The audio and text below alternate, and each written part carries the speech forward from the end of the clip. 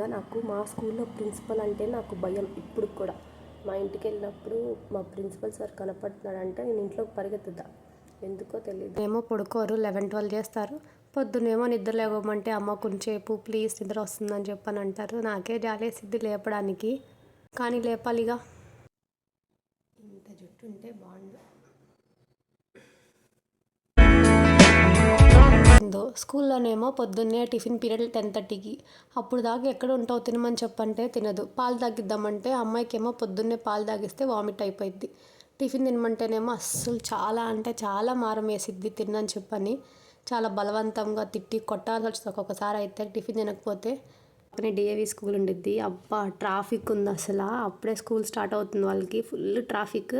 అదేందో అందరూ పెద్ద పెద్ద కారుల్లో తీసుకొచ్చి వదిలిపెడుతున్నారు పిల్లల్ని స్కూల్లో కూడా. ఆ ట్రాఫిక్ మొత్తం తప్పించుకొని రావడానికి ఎంత కష్టమైందంటే అక్కడే నాకు 20